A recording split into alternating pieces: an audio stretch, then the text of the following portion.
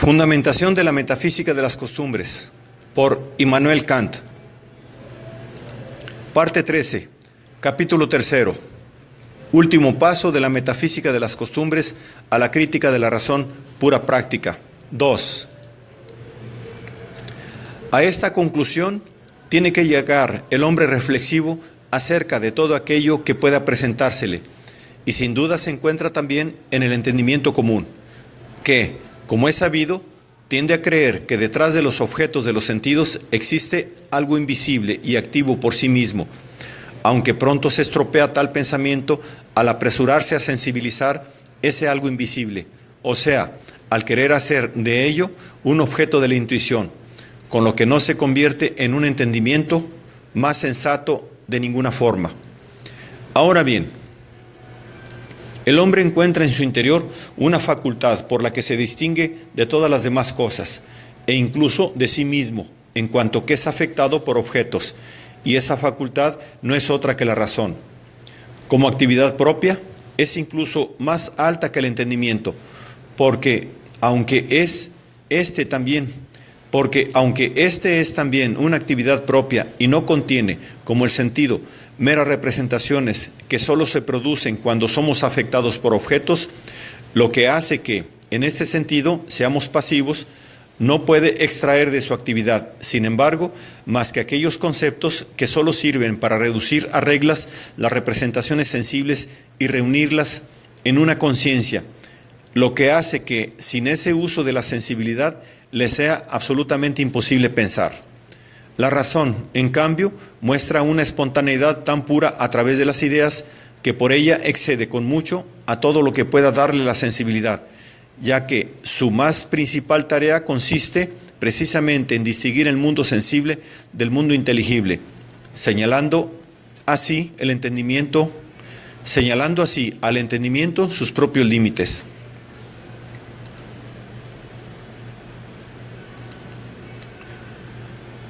Por todo ello, un ser racional debe considerarse a sí mismo una inteligencia, o sea, no por parte de sus potencias inferiores, así como miembro no del mundo sensible, sino del inteligible. Por consiguiente, posee dos puntos de vista desde los cuales puede considerarse a sí mismo y conocer las leyes del uso de sus fuerzas y, en consecuencia, de todas sus acciones. El primer punto de vista, en cuanto que pertenece al punto sensible y está sometido a leyes naturales, heteronomía,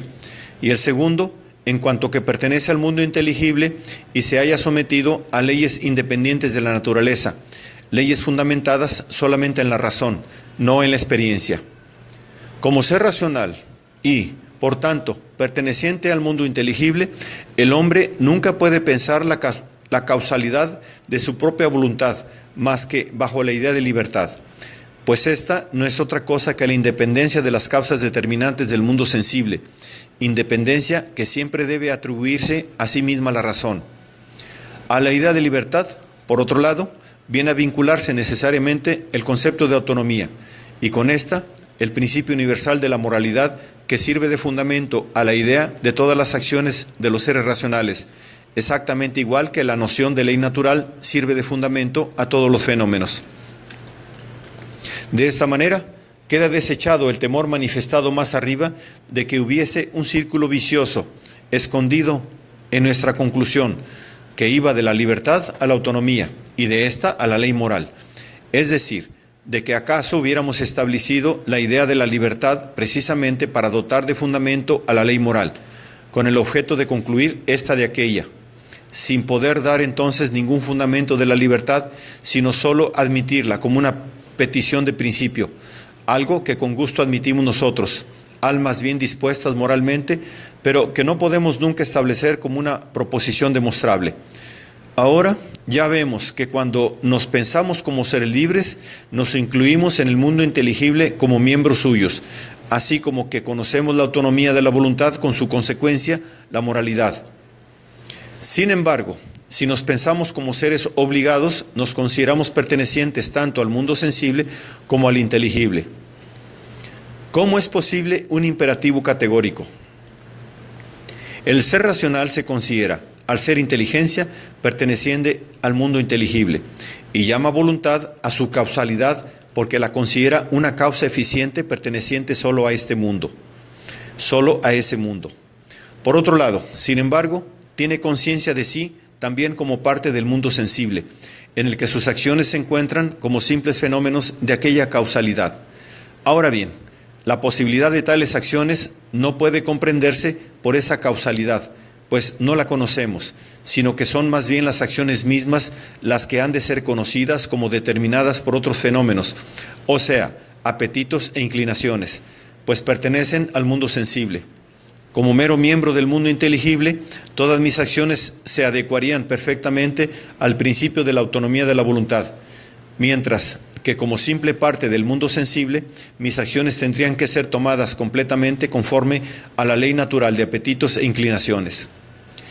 Lo que es tanto como decir de la heteronomía de la naturaleza.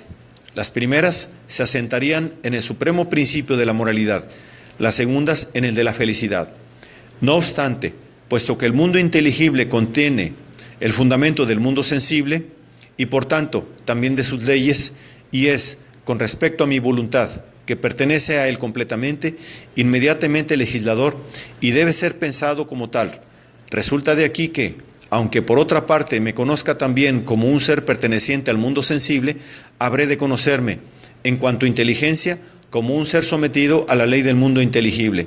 es decir, del mundo de la razón, cuya ley, y por tanto también la ley de la autonomía de la voluntad, es contenida en la idea de libertad. En este sentido, por consiguiente, tendré que considerar las leyes del mundo inteligible como imperativos para mí y las acciones prescritas por ellas como deberes.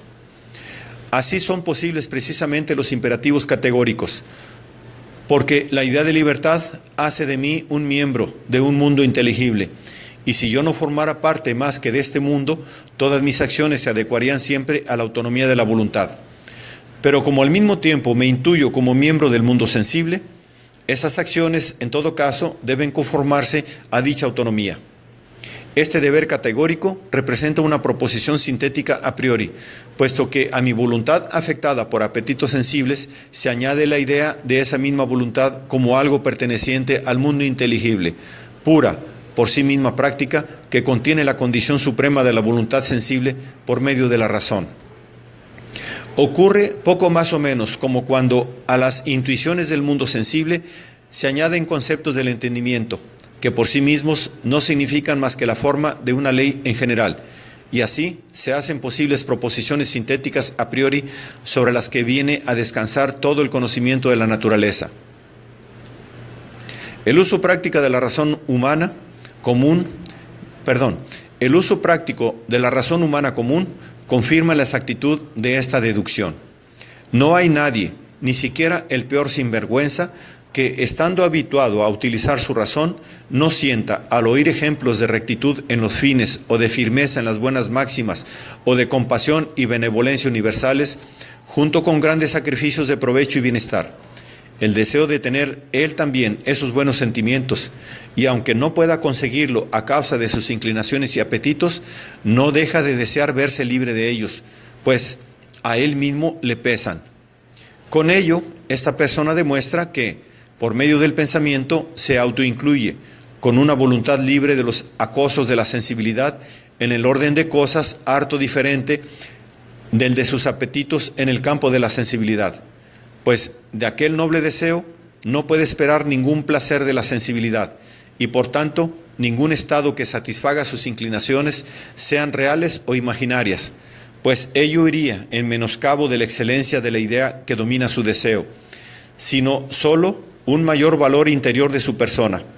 Este hombre está convencido de ser mejor cuando se sitúa en el punto de vista de un miembro del mundo inteligible, algo a lo que involuntariamente le empuja la idea de libertad, es decir, de la independencia de las causas determinantes del mundo sensible. En este mundo inteligible tiene conciencia de poseer una buena voluntad, que, según reconoce él mismo, constituye una ley para su mala voluntad como miembro del mundo sensible, reconociendo su autoridad precisamente al transgredirla. El deber moral es, pues, un propio querer necesario por ser miembro de un mundo inteligible, y si es pensado por él como un deber, es porque se considera al mismo tiempo miembro del mundo sensible. Por lo que se refiere a la voluntad, todos los hombres se piensan a sí mismos como seres libres, y por eso todos los juicios recaen sobre acciones consideradas como debían haber ocurrido, aun cuando no hayan ocurrido de hecho. Sin embargo, esta libertad no es un concepto de experiencia ni puede serlo, porque el concepto de libertad permanece siempre, aunque la experiencia muestre lo contrario de aquellas exigencias que, bajo la suposición de la libertad, son representadas como necesarias. Por otra parte, es igualmente necesario que todo cuanto ocurre se halle indefectiblemente determinado por leyes naturales, y esta necesidad natural tampoco es un concepto de experiencia, porque precisamente en ella reside el propio concepto de necesidad, y por lo tanto de un conocimiento a priori. Pero al menos este concepto de naturaleza es confirmado por la experiencia y debe ser inevitablemente supuesto si ha de ser posible la propia experiencia, es decir, el conocimiento de los objetos de los sentidos compuestos según leyes universales. Por eso, la libertad es sólo una idea de la razón, cuya realidad objetiva es en sí misma dudosa, mientras que la naturaleza, por el contrario, es un concepto del entendimiento que demuestra su realidad, y ello de un modo necesario, un ejemplo de la experiencia. De todo esto nace, en consecuencia, una dialéctica de la razón, pues en lo que respecta a la voluntad, la libertad que le es atribuida parece estar en contradicción con la necesidad natural, con lo que, desde un punto de vista especulativo, la razón halla el camino de la necesidad mucho más llano y sencillo que el de la libertad. Desde el punto de vista práctico, sin embargo, el sendero de la libertad es el único por el que resulta posible hacer uso de la razón en nuestras acciones y omisiones, lo que hace que ni la reflexión más sutil, ni la razón humana más común puedan nunca excluir la libertad. Es inevitable, pues, suponer que entre la libertad y la necesidad natural de unas mismas acciones humanas no existe verdadera contradicción, pues no cabe suprimir ni el concepto de una ni el concepto de la otra. No obstante, esta aparente contradicción debe al menos ser anulada de modo convincente,